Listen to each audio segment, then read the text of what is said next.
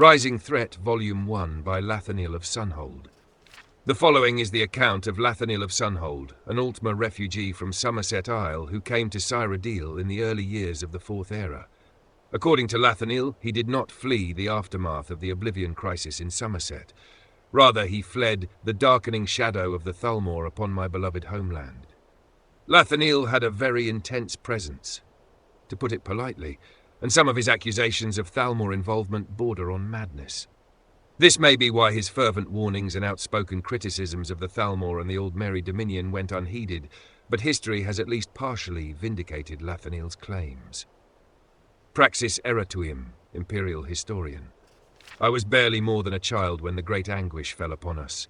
The very air was torn asunder, leaving gaping, infected wounds that spewed Daedra from the bowels of oblivion. Many flocked to the shores, seeking escape from Dagon's murderous host, but the seas betrayed our people, raising up to smash our ships and our ports, leaving us to fates so vile and wicked that death would seem a mercy. The Crystal Tower stood as our last bastion of hope, in both the literal and figurative sense. Refugees filled the Crystal Tower until it could hold no more.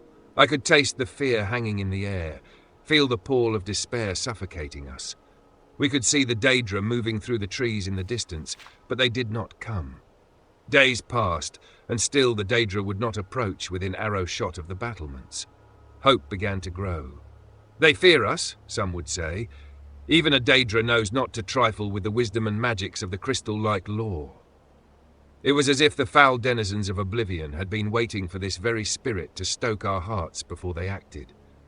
As we slept, innumerable legions of Daedra amassed around us, and they were not alone. Hundreds of Altmer prisoners were gathered with them.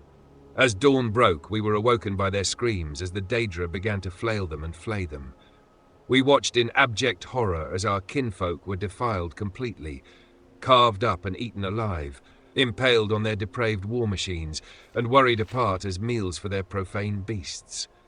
This bloodletting was only a prelude to whet their appetites.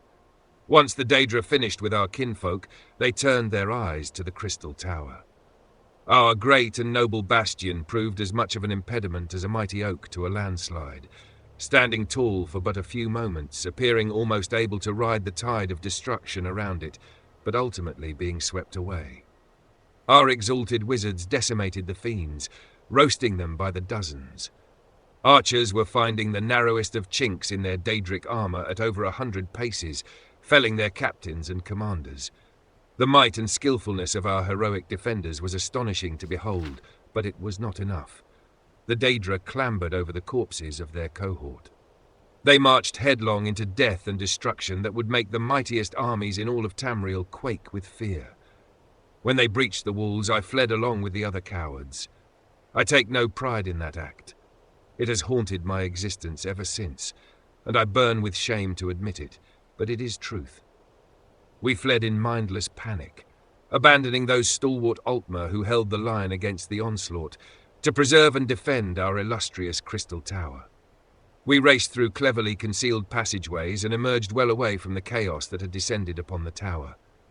That is when it happened.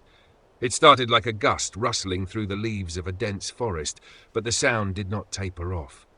It rose into a roar as the very ground on which I stood began to shudder. I turned to look, and the world held its breath. I stood transfixed as the heart of my homeland was torn as if from my own breast. The unthinkable, the incomprehensible.